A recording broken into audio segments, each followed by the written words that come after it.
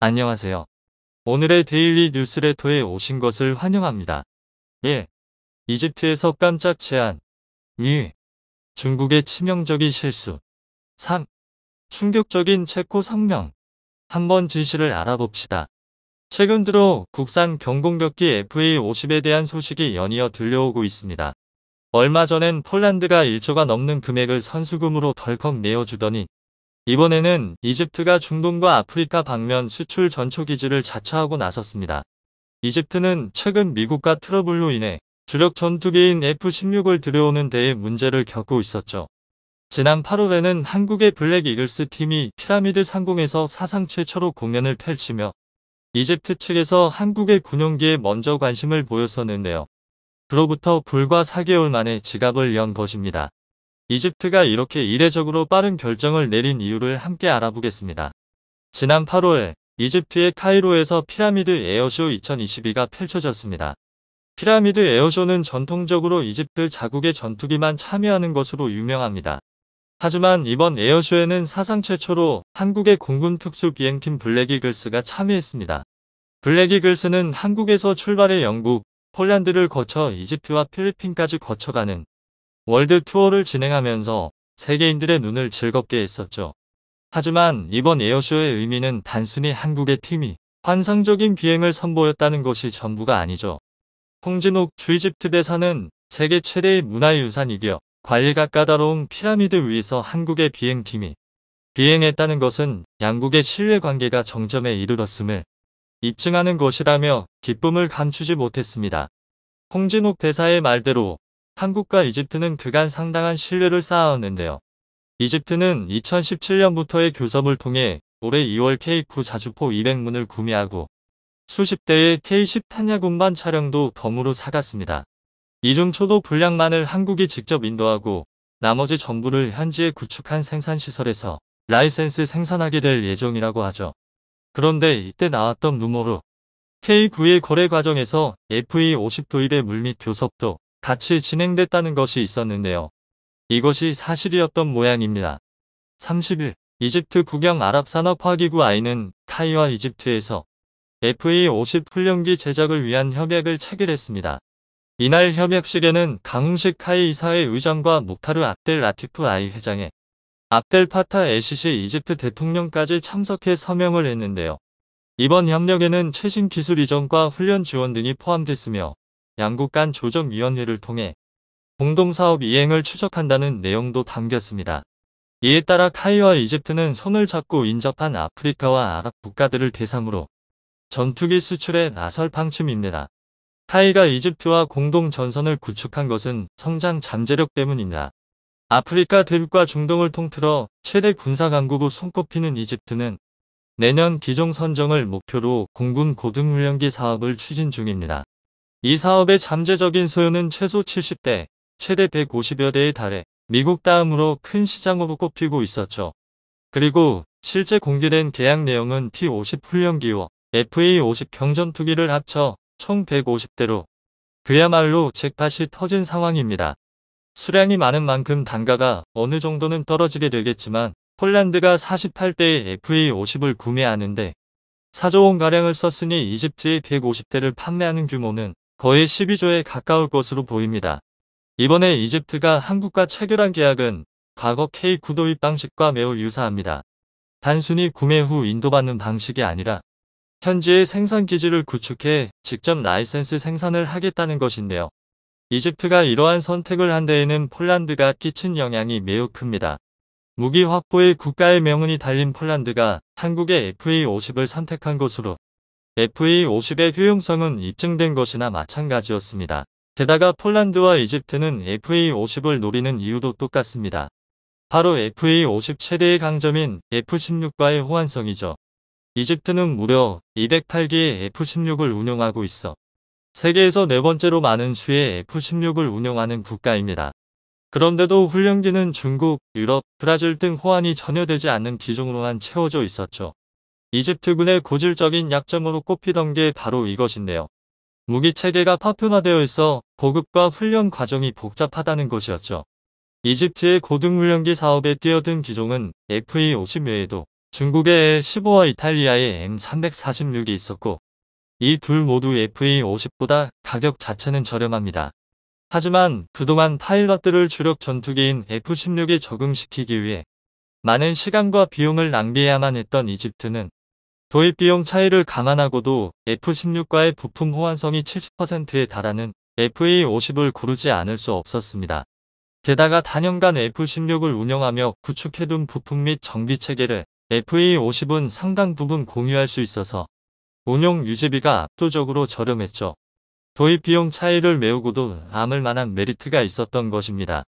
문제는 언제 사느냐는 것뿐이었는데요. 그런데 이 상황에서 폴란드가 사조의 구매대금 중 3할에 해당하는 1조 2천억을 한국에 덜컥 일시불로 내버린 것입니다. 납기를 반드시 지켜달라는 당부와 함께 말이죠. 이는 먼저 뽑아간 번호표에 목까지 박은 셈이었습니다. 누가 뭐래도 한국 전투기는 우리가 먼저 사갔으니 새치기는 꿈도 꾸지 말라고 전 세계에 말한 것과 같다는 것이죠. 언제 살지 눈치만 보던 이집트는 갑자기 닥친 상황에 재빠르게 반응할 수밖에 없었습니다. 하지만 이미 폴란드가 당장 내년에 12대의 초도 분량을 가져가기로 협의를 마친 상황이고 이 12대의 초도부는 국내용으로 생산되던 T-50을 죄다 긁어다가 FA-50으로 뜯어고치는 물건들입니다. 즉 한동안은 한국으로부터 직접 FA-50을 인도받기가 어렵다는 것인데요. 그래서 K9 도입 당시와 비슷하게 라이센스를 주면 현지의 생산 기지를 구축해서 필요한 분량만큼 직접 만들어 쓰겠다고 제안한 것입니다. 이는 한국 입장에서도 거절할 이유가 없는 좋은 조건입니다. 앞서 언급한 폴란드와의 계약 때문에 한국은 지금 계약을 하더라도 밀린 수주량을 감당하기 어렵습니다. 당장 내년에 폴란드에 보내야 하는 12대의 FA-50부터가 기존 FA-50과는 격이 다른 블럭 24양입니다. 폴란드는 FA-50을 구매하며 한국이 블럭 20으로 성능을 업그레이드 해주면 그 비용은 자신들이 부담하겠다고 약속한 바 있습니다. 폴란드와의 계약이 성사되며 이 약속이 실제로 이행되고 있는 것인데요. 폴란드가 선수금을 입금하기가 무섭게 블럭 20에 탑재될 이사 레이더의 기종이 팬텀 스트라이크로 확정되는 등 빠른 진척을 보여주고 있습니다. 하지만 그러고도 팬텀 스트라이크의 통합 과정, 공중 급유 기능, 암램 공대공 미사일의 통합 등 블럭 20의 성능을 맞추기 위해서 해결할 문제가 산더미인데 주어진 시간은 별로 없죠. 해내지 못할 정도는 아니지만 숨가쁜 스케줄이 될 것임은 분명합니다. 이 상태에서 폴란드 수출량의 2배가 넘는 이집트 계약까지는 아무래도 소화하기 어렵습니다. 이집트 역시 한국으로부터 직접 인도받는 계약으로는 언제 FA-50의 실물을 만지게 될지 장담할 수 없음을 알고 있습니다. 그래서 라이센스 생산이라는 방식을 취해 양국이 윈윈하는 길을 제안한 것입니다. 한국 역시 흔쾌히 이 제안을 받아들이면서 이번 계약은 성사되었습니다. 상황이 이렇게 흘러가면서 의외로 발등에 불이 떨어진 나라가 있는데요. 바로 말레이시아입니다. 현재 말레이시아 역시 FA-50의 구매를 위해 한국과 긴밀한 접촉을 이어가고 있죠. 이들은 18대씩 2번에 걸쳐 총 36대를 도입하는 계획을 제시했고 1차 교체 사업에서만 2조 원가량을 내는 가격 협상까지 타이와 마친 상태입니다. 남은 것은 당국의 승인뿐이라고 하죠. 말레이시아의 경우 36대라는 적지 않은 양을 도입하는 만큼 거래가 성사될 시 유지 보수를 위한 MRO 센터를 자국 내에 구축할 가능성이 높은데 말레이시아는 이 역시 반가운 상황입니다. 주변 동남아 국가 중 T-50 계열 군용기를 도입한 태국, 필리핀, 인도네시아는 도입량이 많지 않았습니다. 그래서 MRO 센터까지 구축하기는 애매하고 그렇다고 자력으로 정비하자니 그럴 만한 기술력이 받쳐주지 못합니다. 그래서 이들은 비단 FA-50이 아니라도 소량 도입한 무기들을 모두 부품 돌려막기로 혹사시키다가 사고를 내는 일이 비일비재하죠. 그런데 근방에 있는 말레이시아의 MRO 센터가 생기면 이들 국가들이 말레이시아에 굽히고 들어와서 T-50 계열기들의 정비를 받아가야 합니다. 동남아 국가들이 대부분 서로를 못 잡아먹어 안달이라는 것을 생각해보면 말레이시아에서 FA-50 도입을 얼마나 통쾌한 일로 생각하는지 짐작해볼 수 있습니다. 이들의 계약 상황 역시 폴란드와의 계약에 큰 영향을 받았는데요. 폴란드와의 약속이 이행되며 블럭 20 업그레이드가 확정되고 이사 레이더가 탑재되게 되자 그 자리에 있던 이스라엘 제1은 2032 기계식 레이더가 빠진 것이 결정적인 계기였습니다. 말레이시아와 이스라엘의 관계가 껄끄럽기 때문이죠. FA50 도입을 위한 마지막 장애물도 사라졌겠다. 말레이시아도 이집트와 마찬가지로 도장을 만지작거리며 언제 계약을 확정할지 눈치만 보고 있었습니다. 그런데 여기서 폴란드가 번호표의 못을 받고 이집트가 라이센스 생산 계약이라고는 하나 한국과 먼저 접촉해버려서 졸지에 148대의 선주문 불량이 생겨버렸습니다. 간을 보다가 타이밍 잡는데 실패해버린 것이죠. 결국 말레이시아는 FA50을 어떻게 하면 빨리 손에 넣을 수 있을지 골머리를 앓는 상황이 되었습니다. 과거 카이가 FA50을 전 세계에 1000대 팔겠다고 말했을 때는 아무리 포부라고 하지만 과장이 심하다며 모두가 비웃었습니다. 하지만 보십시오.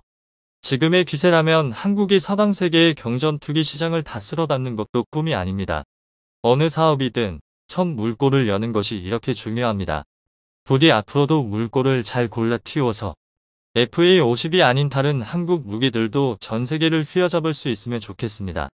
중국 광둥성 주하이에서 지난 8일부터 14일까지 진행된 주하이 에어쇼.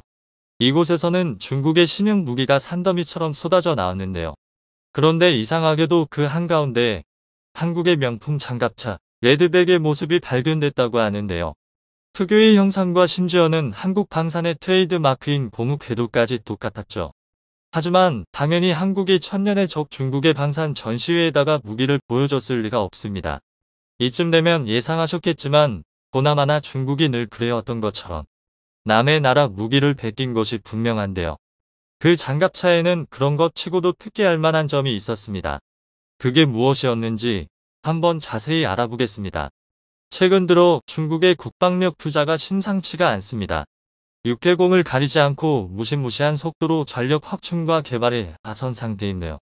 한 곳의 조선소에서 5에서 6대의 구축함을 동시에 건조하는 짓은 근 몇 년 사이 하도 자주 나온 소식이라 이제는 예사실같이 느껴질 정도입니다. 최근에는 영국의 싱크탱크가 중국의 항공전 기술이 이미 동구권에 맹두였던 러시아를 한참 넘어섰다는 분석을 내놓아 충격을 주기도 했습니다. 그리고 육군 무기도 예외는 아니었죠. 중국이 최근 2022 주하이 에어쇼에서 선보인 새로운 신형 장갑차가 괴물 같은 스펙을 갖고 있었던 것입니다. 그런데 이 장갑차의 놀라운 점은 스펙뿐만이 아니었습니다. 외형을 살펴보면 여러 부분에서 이상할 정도로 한국의 레드백과 닮은 점이 많았기 때문에 등장 직후 구설수에 오르내렸죠. 중국이 다른 나라의 기술을 베끼는 것이야 하루 이틀 있던 일이 아니지만 한국 입장에서는 중국이 도대체 언제 어떻게 레드백의 기술을 베껴간 것인지 쥐잡듯이 찾아야만 했습니다.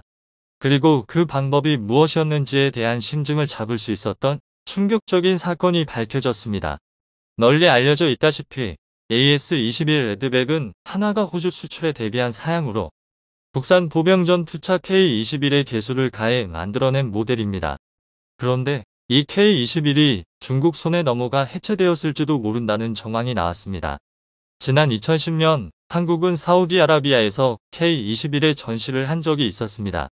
문제는 이를 때에 싣고 한국으로 돌아오는 과정에 발생했죠. 사우디에서 출발한 지 한 달이 조금 넘어 홍콩을 경유하던 시점에 K-21이 세관 검사 중 일방적으로 압류를 당한 것입니다. 압류 기간은 무려 51일에 달했고 이 정도 시간이면 장갑차 하나쯤 다 해체해서 도면을 작성하기에는 충분한 시간이었습니다. 중국은 기분 나쁘게도 사실 한국이 K-21을 개발하는 모든 과정을 지켜보고 있었습니다. 그런데 그게 한국의 기술을 고평가해서는 아니었죠. 원래 중국은 전차 개발 기술 분야에서 독일과 협력을 하고 싶어 했습니다. 독일의 지상전 무기 체계가 미국의 그것 이상이라고 중국은 판단하고 있었고 독일과 협력할 수 있다면 전차를 시작으로 장갑차나 다른 무기 기술 역시 배울 수 있을 것이라고 여기고 있었습니다. 하지만 당시 독일은 전차 기술 수출 규정을 내세워 중국의 요청을 거절했습니다. 이에 중국은 독일 기술을 한 줌이라도 받아 쓴 적이 있는 다른 나라에 눈을 돌리기 시작합니다. 그리고 그들의 눈에 띈 것이 한국의 K1 전차였죠. 당시 K1에는 독일제 1200마력짜리 순행식 사행정 디젤 엔진인 M2U MB871K501이 탑재되어 있었습니다. 이를 보고 중국은 한국의 전차 및 장갑차 제조 기술에 독일식 메커니즘이 녹아들어 있을 것이라고 판단했던 것입니다. 이때부터 한국의 기갑 차량 개발을 눈여겨보던 중국은 홍콩 콰이청 항구에 K-21 완제품이 통째로 들어왔다는 보고를 놓칠 수가 없었습니다. K-21을 생산한 두산 DST는 허가에 필요한 모든 서류를 제출했는데도 이례적으로 홍콩 해관으로부터 추가 서류를 요구받았습니다. 이 추가 서류들을 전부 제출하고도 출항 허가는 나오지 않았고 제출된 서류의 확인에만 거의 2개월에 달하는 시간이 소요되었죠. 이때 압류되었던 K-21은 압류기간 51일 동안 분해 재조립되며 내부의 기술을 유출당했을 것으로 보입니다. 무기를 실은 선박이 홍콩을 경유하는 것 자체는 그렇게까지 이상한 일은 아니었습니다. 두산 DST 관계자는 방산업체들은 매년 평균 4에서 5회 정도 해외 전시회 참석을 위해 방산 장비를 홍콩을 경유해 부산항으로 입출항하고 있는데 이런 경우는 처음 발생했다고 밝혔죠. 중국이 명백하게 K-21을 노리고 한국을 가로막았다는 증거인 것입니다.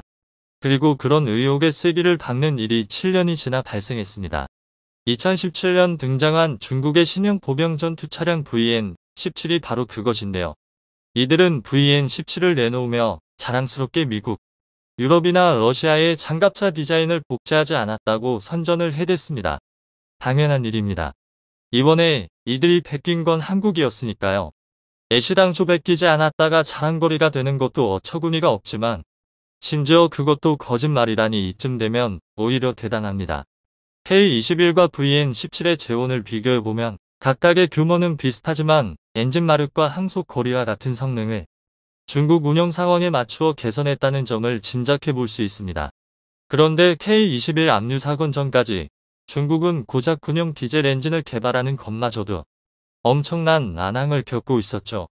중국이 여기저기서 엔진 기술을 베낄 만큼 다 베끼고 나서도 다른 나라들이 만든 엔진과 비교할 만한 성능의 엔진을 만들 수 있게 된 것은 2019년에 이르러서야 가능했습니다. 원천 기술이랄 게 하나도 없으니 당연한 일이죠.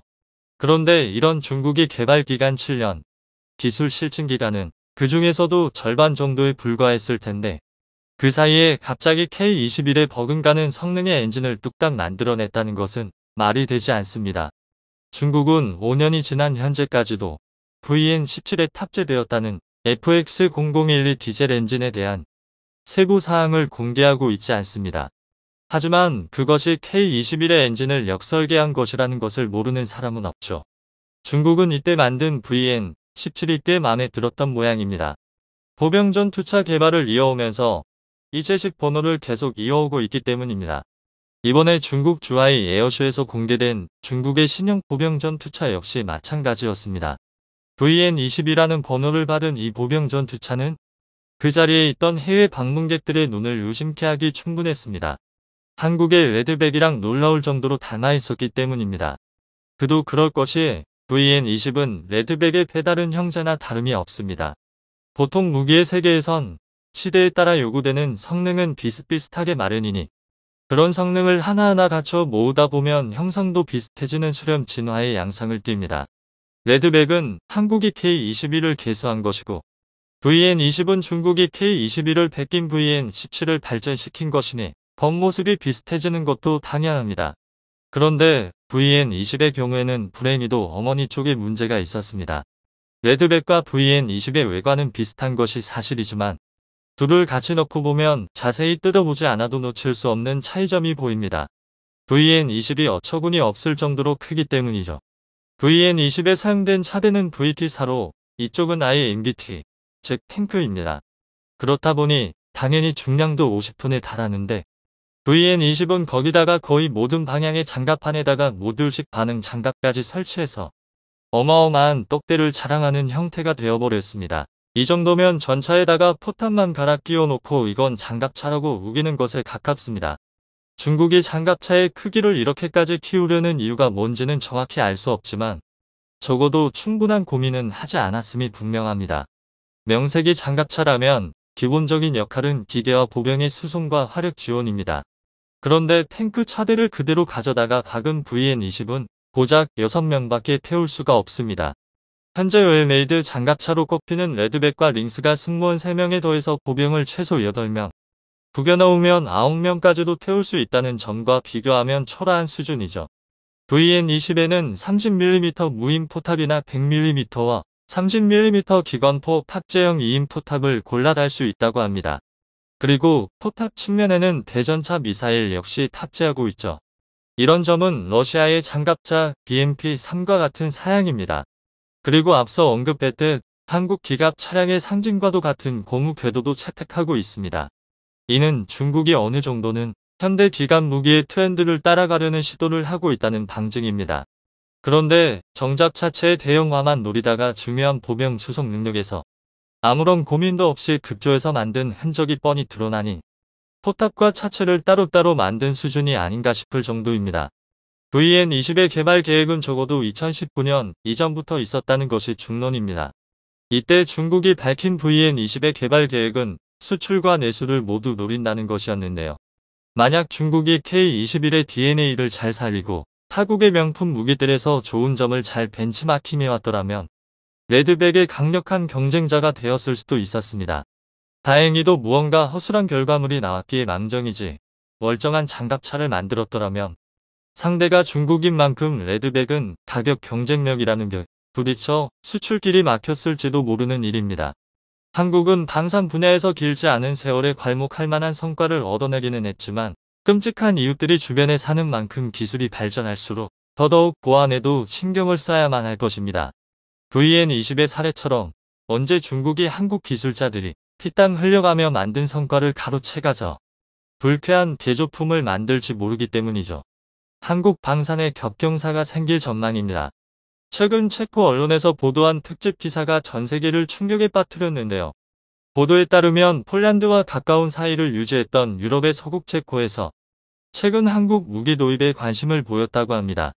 체코 국방부 장관은 한국 무기 도입 가능성을 묻는 기자의 질문에 노 코멘트로 일관하는 모습을 보이며 기밀을 유지하려는 태도를 보였습니다. 게다가 FE-50의 무장으로 아무나 쓸 수 없는 암램이 통합될 수 있다는 소식에 많은 국가들이 한국 무기 도입을 진지하게 검토하고 있다고 하는데요. 전쟁으로 인해 엄청난 반사 이익을 얻게 된 한국 방산. 이번에는 체코의 사례와 관련해 어떤 이야기가 오고 가는지에 대해 자세하게 설명해 드리겠습니다. 98억 달러. 현재 우크라이나에 들어간 미국의 군사 원조 규모입니다. 장작 6개월에 다다르는 긴 전투에 들어간 금액은 천문학적일 정도로 엄청난 비용이었습니다. 한화로 환산하면 약 13조 원에 달하는 이 금액이 오로지 전쟁 수행을 위한 무기 비용으로 쓰였죠. 우크라이나 러시아 전쟁은 장기전의 수렁 속에 빠지고 있는 양상인데요. 이를 지켜보는 다른 유럽 국가들도 속이 타기는 마찬가지입니다. 유럽 국가들 역시 자국의 자산을 깎아가면서 우크라이나를 지원하는 모습을 보였습니다. 처음에는 우크라이나가 EU에 가입되지 않았다는 명목으로 간접적으로 지원했던 이들. 만약 우크라이나가 패배하면 그 다음에는 러시아의 관기가 자신들을 향할 것이라는 생각이 들자 직접적인 도움에 나서며 무기까지 지원하기로 한 것이죠. 가장 대표적인 국가는 바로 폴란드입니다. 폴란드는 EU에 가입된 국가임에도 불구하고 전투기는 물론 탱크와 기타 전략 무기까지 우크라이나에게 아낌없이 지원하면서 러시아에 맞설 수 있게 든든한 지원자가 되었죠.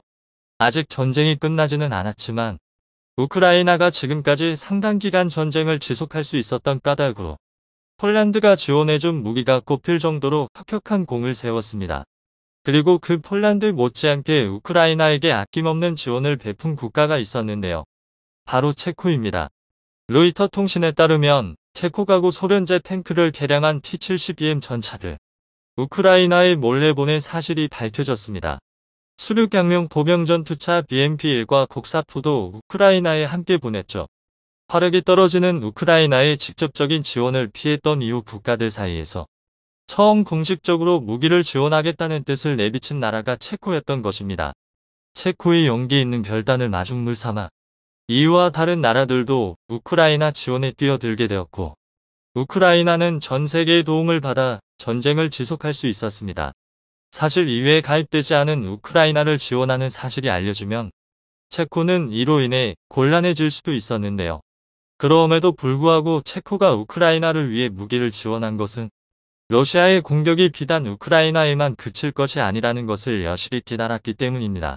그렇기에 비공식 지원을 아끼지 않았고 설사 들통나는 한이 있더라도 무기를 지원하는 것을 포기하지 않았던 것입니다. 야나 체르노초바 체코 국방장관은 언론과의 인터뷰에서 지원 사실 자체를 부인하지는 않는 모습을 보이며 암묵적으로 인정하는 모습을 내비쳤죠. 체코 민간 무기 거래상 역시 우크라이나에 56대의 수송기를 지원하기도 하면서 민간 부문까지도 우크라이나로의 지원이 끊이지 않았습니다. 그러나 이러한 지원은 필연적으로 병력 공백을 발생시켜 국방력 약화를 야기하게 되는데요. 최근에는 우크라이나로 지원한 무기들 가운데 일부분이 테러리스트 단체나 제3국으로 팔린다는 사실까지 드러나면서 체코는 공경에 빠졌습니다. 어디까지나 우크라이나에 지원하기로 한 무기가 외부로 빠지게 되면 우크라이나 지원이라는 명분도 사라지고 자칫 잘못하면 국가가 직접 무기상이 된 것이 아니냐는 비난을 들을 수 있기 때문이죠. 체코는 즉각 이에 대해 보도 자료를 배포하며 사실이 아니라고 강하게 반박했습니다. 오히려 체코는 자신들이 밀무역업자들의 피해를 입은 국가라고 말하며 현재 이로 인한 국방력 손실이 꽤 크다는 사실을 밝히기도 했죠. 체코는 미그기를 최근 퇴역시키고 스웨덴에서 그리펜을 대여 중입니다. 유지가 사실상 불가능해진 구소련제 무기를 우크라이나에 공여에 소모시키고 그 기회에 정군을 현대화하는 것이 체코의 전략이었습니다. 그런데 막상 육상 병력을 공여해주고 항공 병력을 공여하려다 보니 그 전력 공백을 메워줄 무기를 어디에서도 사올 수가 없었습니다. 그래서 최소한의 국방력 유지를 위해 퇴역한 미그기를 판매하거나 공여하지도 못한 채 그냥 주고 있는데요. 실제로 많은 구소련제 무기를 우크라이나에 넘기면서 국방력 확충과 신무기 도입이 체코도 필요했던 상황이었습니다. 하지만 전 세계 모든 병력과 자원이 지원의 형태로 우크라이나로 쏟아지는 가운데 새로운 무기를 수입해올 곳이 마땅치가 않았습니다. 독일이나 미국 같은 전통적인 무기 거래 국가들은 우크라이나에 지원하는 물량 이상은 생산할 여력이 없었기 때문이죠. 그런 와중 체코의 귀에 놀라운 소식이 전해졌습니다. 바로 체코와 비슷한 처지에 놓여있던 폴란드가 대규모 무기 계약을 맺었고 그 수입 국가가 한국이라는 것이 알려졌기 때문입니다. 20조를 넘는 엄청난 금액의 대규모 무기 수입. 폴란드와 한국의 무기 계약은 전 세계의 관심을 한몸에 받았습니다. 체코는 이 정도 규모의 무기를 생산할 수 있고 공급할 수 있는 국가는 미국을 포함한 몇 안 되는 무기 선진국뿐이라 생각했지만 한국이라는 의외의 국가에서 이런 일이 가능하다는 사실을 알게 되었죠. 폴란드가 일찍이 한국으로부터 K9 자주포를 수입해 운용했던 것을 체코는 잘 알고 있었습니다. 그러나 그때 당시에는 폴란드의 K9 도입을 모험이라고 생각했고 독일이나 미국에서 개발한 더 좋은 무기를 수입하면 된다고 생각했기에 체코는 한국을 교섭 대상자로 여기진 않았습니다. 그러나 상황이 바뀌면서 한국 방산 무기의 위험이 드러나자 폴란드가 이를 믿고 대규모 계약을 체결하면서 체코의 생각이 바뀐 것이죠. 한국과 계약하면 퇴역 미그기를 공유할 수도 있고 더 이상 스웨덴에서 그리펜을 빌려 쓰지 않아도 되는 것입니다. 체코는 본격적으로 한국과 접촉, 무기 수입에 대한 논의를 시작했습니다. 이 소식이 알려진 것은 체코 국방부의 보도였습니다. 아냐 체르노초바 국방부 장관과 폴란드 국방장관이 만난 자리에서 폴란드의 무기 도입을 얘기하던 도중 체코 국방장관이 폴란드군의 현대화에서 영감을 받았다고 발언한 것이 결정적인 계기였죠. 체코 기자가 체르노초바 국방부 장관에게 구체적으로 한국 무기의 어떤 부분에서 영감을 받았는지 질문했는데요. 체르노초바 국방부 장관은 자세한 언급을 피하는 모습을 보였습니다. 긍정도 부정도 아닌 회피하는 태도에서 군사 전문가들과 언론인들은 체코 정부가 한국 무기 수입을 서두르고 있다는 것을 눈치했습니다. 체코 내부에선 이에 대해 폴란드의 한국 무기 수입에 대한 특집 기사가 보도되는 한편 체코의 한국 무기 수입에 대한 타당성 논의도 진행되는 상황. 더욱이 폴란드와 체코가 비셰그라드 그룹을 형성하고 있다는 것을 감안한다면 폴란드를 따라 체코도 한국 무기 도입의 속도를 낼 수 있습니다. 과거 한국 정부는 비셰그라드 그룹스의 수장들과 만나 한국 방산 무기에 대한 비즈니스 논의를 했던 적이 있었죠. 그렇기에 체코 입장에서는 사전에 논의가 된 무기를 한국과 협의를 통해서 도입만 하면 되는 상황입니다. 때마침 체코는 국방비를 전년 대비 평균 10%씩 올리기로 합의해 한국 무기 수입에 필요한 재원도 미리 확보해 두었죠. 게다가 최근 한국에서 전해진 놀라운 소식을 접하면서 체코는 한국 무기 수입에 더욱 열의를 보이고 있다고 합니다. 폴란드가 수입한 FA-50의 개량 과정에서 AIM-120의 통합이 허가되었다는 소식이 들려오면서 체코는 더는 한국 무기 도입을 미룰 이유가 없어진 것입니다. AIM-120은 미국의 중거리 공대공 미사일을 지칭하는 것으로 소위 암램으로 불리는 무기입니다. 능동 레이더 유도 방식으로 적기를 격추하며 발사 후 완각 파이어 포겟 기술이 적용되어 있죠. 발사 후 파일럿이 착탄할 때까지 일일이 유도해줄 필요 없이 일정 이상 거리에 타깃이 들어오면 알아서 적기를 추적하기에 현재 미국 공대공 무기의 주류입니다. 그렇기에 미국에서는 AIM-120의 시스템 통합을 자국 전투기 외에는 허락해준 경우가 거의 없습니다. 한국도 그동안 꾸준히 암램의 통합을 미국에 요청했지만 미 국무부는 매번 이런저런 핑계를 대며 거부했죠.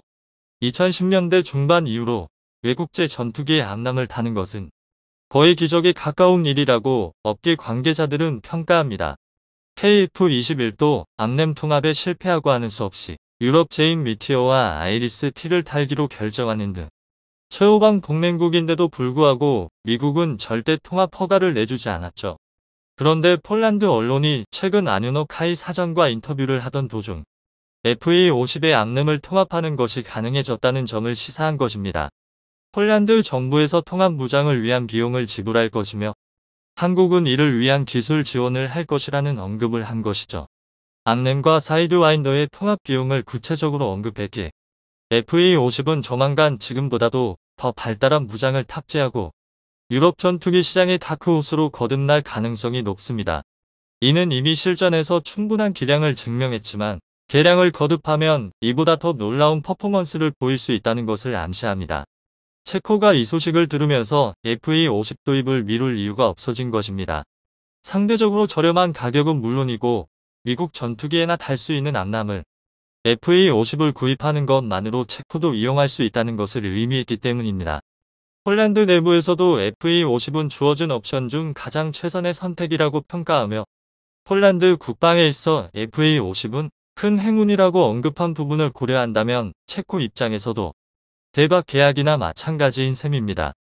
현재 수면 아래에서 논의 중인 무기 도입 논의와 관련 한국 무기 도입은 이제 세계 각국에게 있어 최고의 선택이 되었습니다. 물량을 조달하는 것이 어려워졌을 정도로 한국 무기를 달라고 애원하는 이들이 넘쳐나는 상황인데요. 한국 방산에 비춰오는 서광이 앞으로도 계속 내리쬐길 바라며 아무것도 없던 가난한 국가가 방산 선진국으로 발전할 수 있게 도움을 준 한국 기술자들의 노력에 박수를 보냅니다.